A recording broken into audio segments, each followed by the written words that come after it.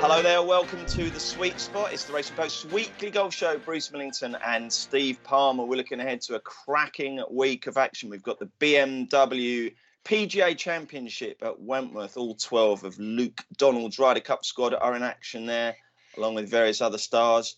We're back to regulation 72-hole big field US tournaments on the PGA Tour. It's the Fortinet Championship.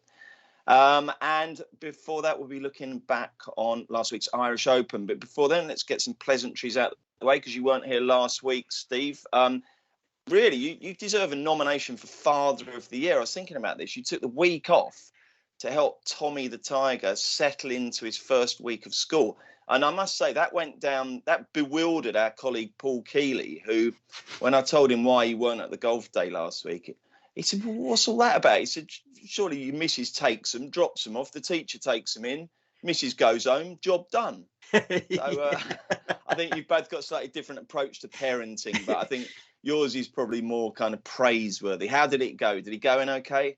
Yeah. He's taken to it well. Yeah. I know how difficult that can be, you know, when you're starting school. And I just thought the calming influence of his dad around might help. You know, maybe I feel for the Keeley kids. Maybe they could have done with that assistance. But he ducked a water job. Yeah, but maybe I didn't need to be there. But you never know, do you? No, it's great. Family comes first, mate. And have you made any playground pals yet with the other? Well, it's the same school as my daughter goes to. So yeah, I do have some playground pals. It's a fantastic school. Yes, brilliant, nice one. And you well? Everything else okay? Yeah. It wasn't just parenting duties. I went to a few events. I saw the Red Arrows. That was very good. I like a Red Arrow. Met Martin Clunes. Have you ever met Martin Clunes? Blimey, it's an action-packed week. I didn't realise. I remember you saying on a previous Sweet Spot that Martin Clunes lived in. Does he live in the village where there's a golf course where they play live golf? Have I got that right?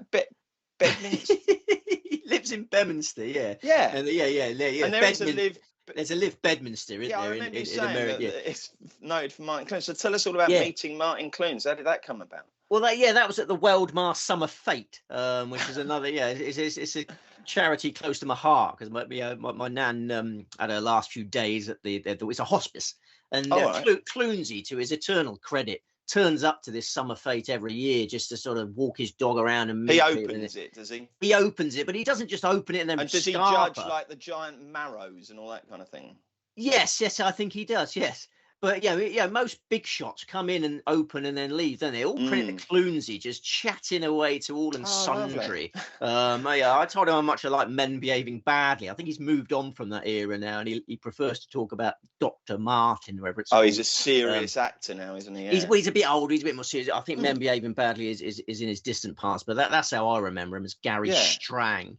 And has his face become even more sort of elastic? He always had quite a kind of saggy face, didn't he? Not such a smiley face. He's such a smile. He's just got such a welcoming face.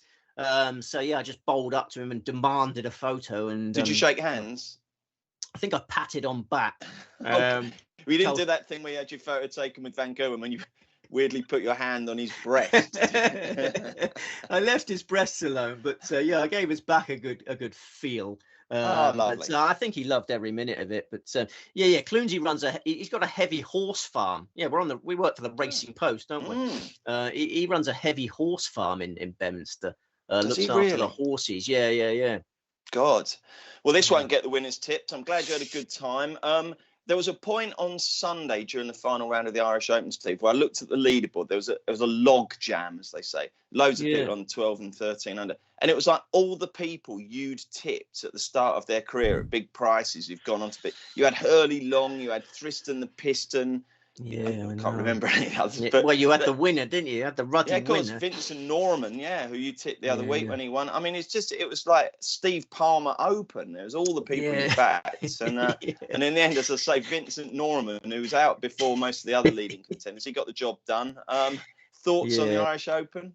Yeah, disappointed for those reasons. Yeah. We were on Vincent Norman for his Barbasol success in July. And it's a big old downgrade, isn't it? PGA Tour, the DP World Tour. Yeah, they come. Is it though? Is the bar because the Barbasol's quite a crap PGA event, whereas the Irish Open is quite a good European event. So fair comment. But when you come from the biggest tour in the world, you feel like cock of the north when you get over on these shores. And he was very good when he started out on the DP World Tour a few years back. So yeah, it's a disappointing to see Norman win. And obviously we must discuss the previous week's victor, Ludwig Aberg, because remember when we were talking about Vincent Norman for that Barbasol, he was going to move into a house with Ludwig Aberg. So yeah, a lot of people sort of poo-poo the idea of inspiration between players, but you see Ludwig Aberg win the week before, and then Vincent Norman may have taken some inspiration from seeing his great mate do that. These two are going to live together.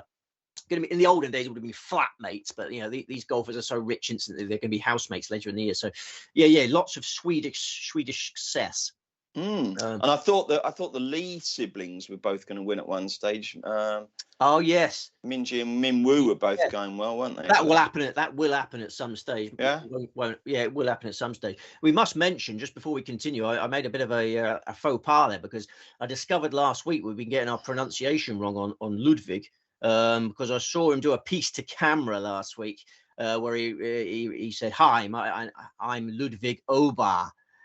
So you can get into dangerous waters with all that, though, can't you? If you do that, because it's like Sam Matterface calls him Kevin De Bruyne, and he's had it from the horse's mouth that's how he pronounces it. But everybody ridicules poor old Sam for his pronunciation. But he says, well, that's what the man himself pronounces it. So what is it? Obar, Ludwig Obar. I mean, I'm a massive horse's mouth fan, aren't you? Do you remember when Valco Nine, but everyone's calling him Wilco, and he's Valco from the horse's mouth. Yeah. I mean, I'm going to go with Ludwig Obar from now on.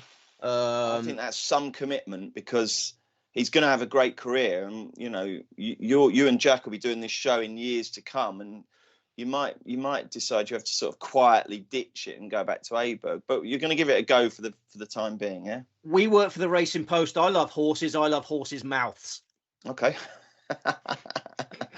Right. I just found a crumb in my beard, actually. Did you spot that? No, I didn't know. No, there's a fair bit of grey in the beard, I've noticed, unless that's toothpaste.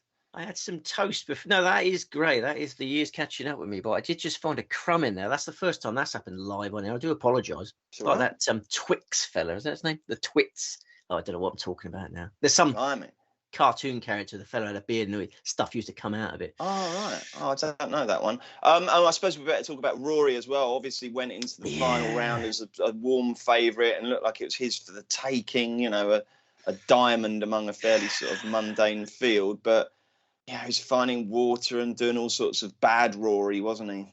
Yeah, Sunday howlers. I mean, the shot at the 7th hole, I think, was the worst one. Everyone's talking about the snowman at 16th, but, he's all guns blazing by then. He had to go for it. But, yeah, he was 158 yards to the pin from the fairway on that 7th hole, made double bogey, found water. So, yeah, disappointing times for him. I think it's a pretty deflating tournament that was for him. Yeah, absolutely. Should we move on?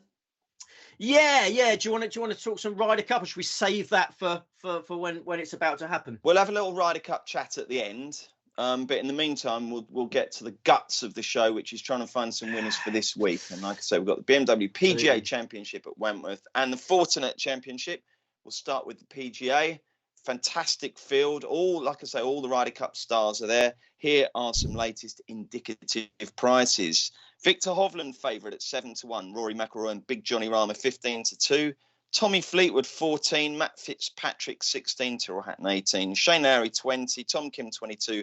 Ludwig Obar brackets Aberg 22. Minwoo Lee 25. Billy Horschel 30. Justin Rose 33.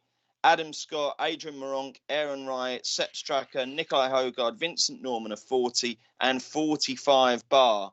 So if you're one of these European Tour regulars, a Jens Dantorp or Alexander Knapp, who turns up expecting that, the best player you've got to beat is going to be sort of a Cameron Smith or Jordan thingy, then you've got a shock because all the stars are here. And it's at brilliant Wentworth. You played there recently, Steve. Tell us all about the venue. A Jordan thingy, yeah. I think. Sorry. Jens Dantorp is 750-1. I actually toyed with him. I think that's a big price. Did you really? Wow. Yeah. I think 750-1. I've got to back him now. I've got to back him because we mentioned him. I toyed with him, yeah, whatever that means. I toyed with Jens Dantorp. That's a sentence that hasn't been said too often since English was invented. Yeah, the famous West Course. Yeah, you're right. Yeah, I could be a regular up there if I didn't have such a sort of a work-life balance issue. But yeah, the famous West Course, Virginia Water, Surrey, 7,267 yards, par 72, 4 par 5s. It's hosted this great championship since 1984. Used to be in May. Since 2019, it's been in September. We also had the World Match Play, of course, 1964. Toyota, those were the days, weren't they? Cisco as well, 1964 to 2007. I missed that golf tournament. There's been loads of tinkering to this track through the years. We had new set of greens laid before the 2017 edition, sub-air system underneath them. Yeah, we can guarantee firm and fast greens if we wish. Tall trees lining the fairways, lots of dog legs. Yeah, very demanding driver's course. There's not much margin for error off the tee. Great golf course. We're going to get some great weather as well. First 2 days particularly sunny and calm. A little bit of drizzle at the weekend. And 144. I watched last week's Sweet Spot. I saw you were concerned about the amount of runners in the Irish Open, and rightly so. Real battle to get that done, wasn't it?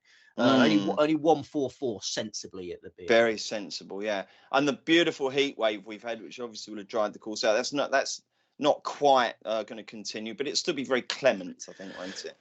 Yes, yeah. I'm particularly looking forward to the first 2 days of action there. Yeah, may toddle along myself on the Thursday too. Oh, really? Yeah. I think I might take Tommy Tiger on the Thursday. I could. Oh no, I've got to do something Thursday now, but I could. Yeah, I might pop along. I'm hoping to be there with Tommy Tiger because he is as we've discussed, he's starting school, but they stagger it so they don't give him a full week yet. So he does 2 days, 2 days, blah, blah, blah. But he's got Thursday off, so I might have to take him up. How much is it to get in? It's £50 for an adult on the Thursday, 55 on the Friday. I haven't looked at the weekend ones. I think Sunday is sold out. Very well attended event this, yeah, I'm not sure they'll let you in with that shirt. Anyway, it's a bit of a. What's wrong with this? It's a bit of a hostile shirt, there, isn't it? I mean, what are they? Are they flowers or are they they're flowers? Yeah. Flowers. Yeah, they're flowers. Yeah. What? It's got a touch of the Ricky Fowler. They don't have a dress code to go and watch golf, surely. They might let you in. You might have to negotiate, but so you're not Ricky Fowler, Bruce. I like it. Right, Ricky Flower. Let's liaise on that, Steve. In the meantime, let's get down to business. How many selections? Business 3 selections. Okay. Right then, fire away. Who's your chief fancy? It's the man who has been producing golf from the gods recently. It's Victor Hovland, who produced one of the best rounds in the history of the game, I would say, to win the BMW Championship last month. A closing 61 at a really difficult golf course, Olympia Fields, then followed up by winning the Tour Championship by 5 shots. Obviously, he was off a decent handicap mark, but throw the handicap out the window because nobody outscored him over 72 holes of that golf tournament. 68, 64, 66, 63. I don't think this week's prices adequately reflect the level that Hovland has been producing. Yeah, that fortnight was jaw-dropping. I've only just managed to get my jaw back in its normal position. And I think if you had a quiet word behind the scenes with Rory McIlroy or John Rahm, I think they would privately admit that Hovland should be clear favourite for this golf tournament because that's a level that no one else in the world has got anywhere close to in the second half of this season. You could say John Rahm at the start of the year in Hawaii was doing all sorts of great things, but in the second half of the season, we haven't seen a performance like that. So I'm more than happy with 7-1. Yeah, Wentworth sets up superbly for Hovland. Stiff tee to green examination. He's an absolute flusher. I think he's going to make mincemeat of the West Course. His history at Wentworth is solid. Not that many goes. He was 11th on debut in 2019, ranked outside the world's top 100 at the time. 49th on his return in 2021 was disappointing, but last year, winning chance. You might remember it. He flew out the tins. First round leader, and then he started firing a few loose drives. He started firing a few loose drives and got in big timber trouble. That's not going to happen this time, is it? I mean, he was so in control in the FedEx Cup playoffs. That Tour Championship finished on August 27. He's had a fortnight to count his money. It's the perfect gap. He's had a fortnight to count his money, fresh, but won't have lost the magic. Ready to get back to business. Yeah, I think Hovland's going to win a first PGA title.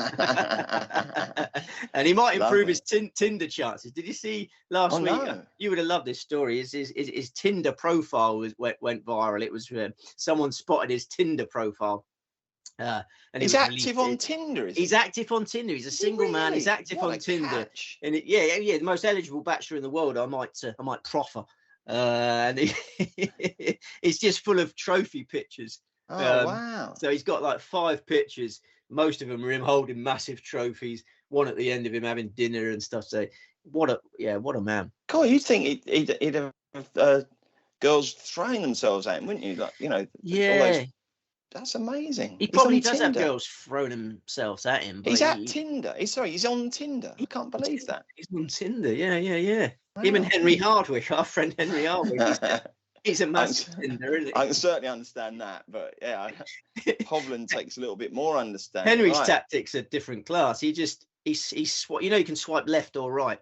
Henry's got a great tactic where you just literally swipe the go button for everyone, and then just that's the best way to do it. You don't even look. He just goes like that. Really? Yeah, because then it helps his chances. It's all a bit of a mystery world to me, I must say. Right, so Steve's main fancy is Victor Hovland. Let us know who you fancy. Shout out to Darren Walker, regular Sweet Spot viewer, who last week put up Vincent Norman. Well done to Darren. And like I say, if you do enjoy the show, please do like, comment, subscribe and share. And if you do subscribe, overnight, exciting news, we've reached 50,000 subscribers to the Racing Post YouTube channel. That's good, isn't it, Steve? That's really good, yeah. Let's go for the million, and let's have a million soon, we? Can't be long. Right then, so Victor Hovland is the main fancy for Steve. Who's the number 2 tip? You like this one. It's the fine young man. It's Justin Rose at 33 to 1. He's a couple of years younger than me, so I can still call him the fine young man. He's got so much to offer. He's 43 years of age. I can completely understand why Luke Donald gave him a wild card pick for the Ryder Cup. Vastly experienced Ryder Cup, a major champion. There's going to be 4 rookies on this European team. Great locker room presence. Oh, great locker room presence. Yeah. He's going to be the father figure, isn't he, in the locker room? He's the oldest member of the side by a long way. Well liked, well respected. I think he's going to gain further respect this week by contending for the BMW PGA. Yeah, Wentworth is his practice base. Lives in Putney now, I believe. He's a regular at Wentworth. I nearly hit him with that hook drive off the first hole last year. He's on the practice putting green. He's always on the practice putting green there. He'll fancy the job this week. He knows he can beat anyone at Wentworth, can't he? And he's been threatening Wentworth glory for years. I mean, I remember backing him for the PGA many moons ago. I had him in a double for the Crown Jewels, and he played superbly and would have won that tournament any other year. But Luke Donald bettered him. Luke Donald, remember when Luke Donald was the king of Wentworth? Yeah. And Luke Donald was there was a couple of years where Luke Donald was unbeatable at Wentworth. Rosie was unlucky to run into that. Rose has been BMW PGA runner-up twice. More recently, since it switched to September, he's like that switch. 8th in 2019, 6th in 2021. Last year had back problems, couldn't do himself justice. This time fit, confident. 1 at Pebble Beach in February, 6th at Sawgrass, 9th in the US PGA, 4th in the British Masters, and bright in the FedEx Cup playoffs. I mean, obviously, no one can get close to Hovland, but what Rosie did was, he was a bit rusty for the opening round in Memphis, 76. Came roaring back. Thursday 76, Saturday 61. Get that in your noggin. 61 on the Saturday. Finished 20th there. 22nd in the BMW Championship. Didn't qualify for East Lake. Fresh for the fight. Love it. You make a very strong case there. Definitely backing Rose. Who else should we be backing?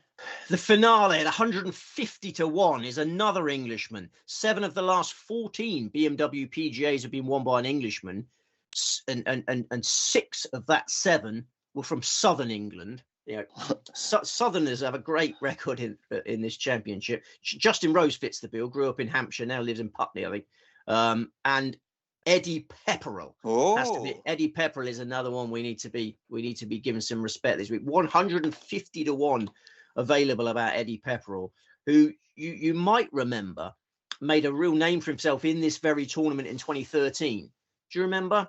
2013, the galleries fell in love with him in 2013, and the golfing public has been, the UK golfing public has been in love with him ever since. I mean, he was world number 333 at the time. It was his BMW PGA debut, and he finished 6th, and he only missed out on the playoff by 2 shots. became an instant crowd favourite, and he was 6th again in 2020. So we know Pepperell can handle this track. He can hit his 3-wood all day long. He hates hitting the driver. You can play effective golf at Wentworth, leaving the driver in the bag. I can easily see Pepperell running into the places and maybe doing something better. It's easy to forget how good he can be because he's this Twitter personality now, and he's the funny man on Twitter. It's very funny, isn't he? Very droll. Very droll, but he's a 2-time DP World Tour champion. The last of them was in Surrey, 2018 British Masters at Walton Heath. He was 6th in the 2018 Open. He was 3rd, probably his best performance ever, in the 2019 Players Championship at Sawgrass. So he's no mug, and his plan is working out. You may not have noticed, but in the spring, he decided to take a load of time off. So he was peaking at this time of the year, and the evidence is that it's working because he was 3rd in the ISPS Hand of World Invitational last month, 8th in the European Masters, missed the cut by a shot in Ireland last week, but blessing in disguise alert. Fresh, well prepared for Wentworth. Yeah, the best value of the outsiders. Lovely. Okay, mate. Brilliant. Who would you prefer to back out of Rahm and McIlroy? Rahm by a long way, actually. Yeah. I think Hovland is a better bet than Rahm. Rahm's a better bet than McIlroy. I mean, I would question Rory's appetite for this tournament.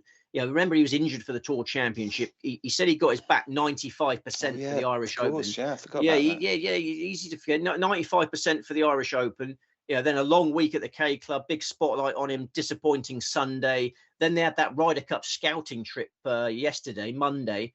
Luke Donald flew the whole team out to the Marco Simone just for one day of scouting at the Marco Simone. Ryder Cup's looming large. There's a stag do that he's got on his agenda. Have you heard about that? No.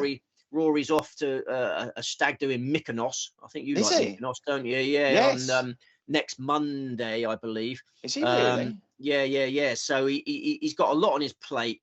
I just don't think he's got much appetite for the BMW PGA. I think he'd be going through the motions.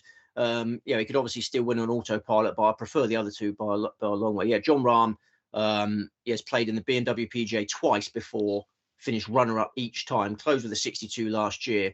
Rahm worries me, but he just hasn't been at the same level since the Open. He was 2nd in the Open, but FedEx Cup playoffs really disappointing. Essentially the same price as Hovland. I have to go with Hovland. Okay, we're going to move across now to the Fortinet Championship. And like I say, it marks the return after quite a few weeks of just the standard format 72-hole big field PGA Tour event. And there's some big names in action as well. Here are the latest prices. Max Homer 7-1. 14-1 is Justin Thomas. Sahith Theegala is 18, Cameron Davis is 20, Stephen Jager 25, Bo Hostler 28, so it doesn't take long to get down to some of the lesser names.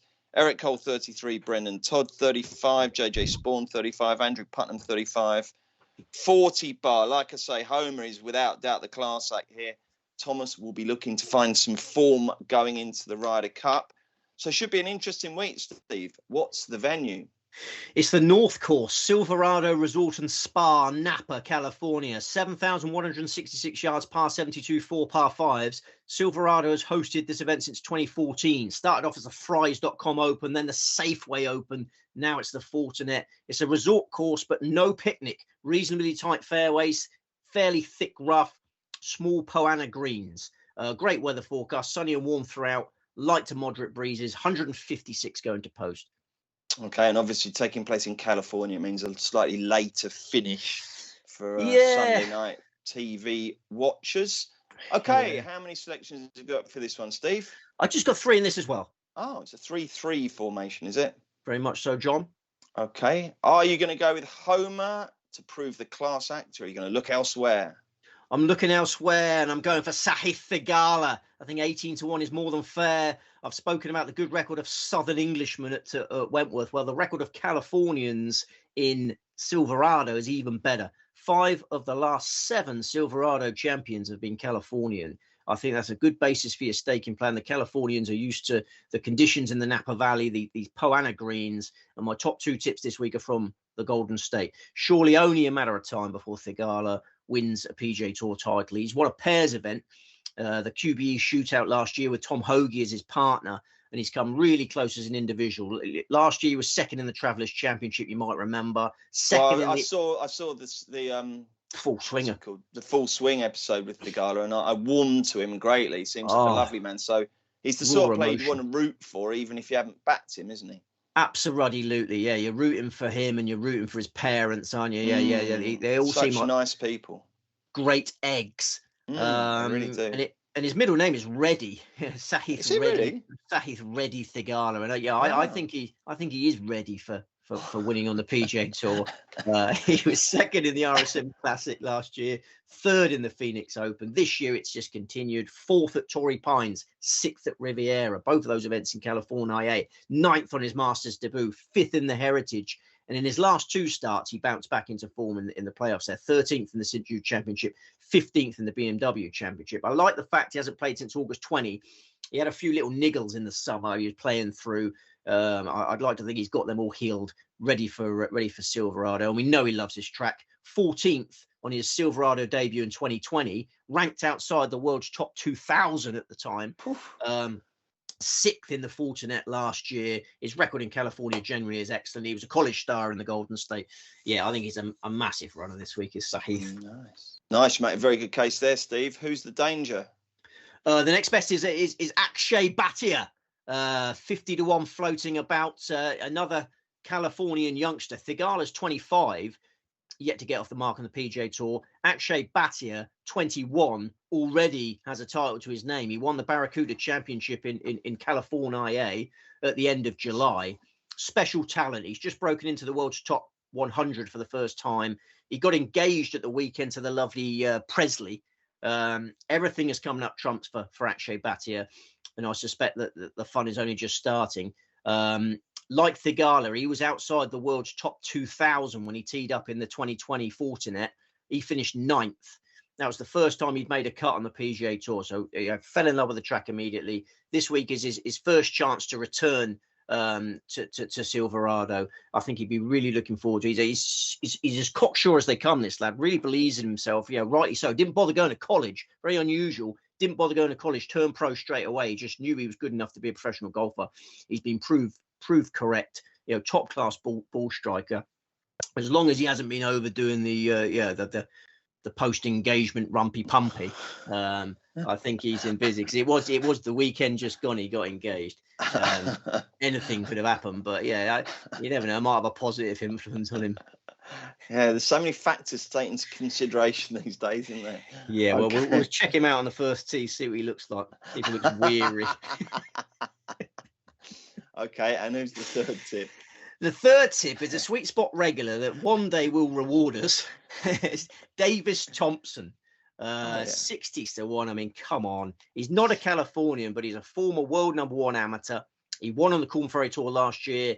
He's a 24-year-old who I fully expect to become a PGA Tour champion in the near future. Nearly happened at the start of the year. You must remember it. I think I have tested you on this one before, and you did remember it. When he was dueling with Jonathan Rahm. In the American Express. Yes, I do. No, I do.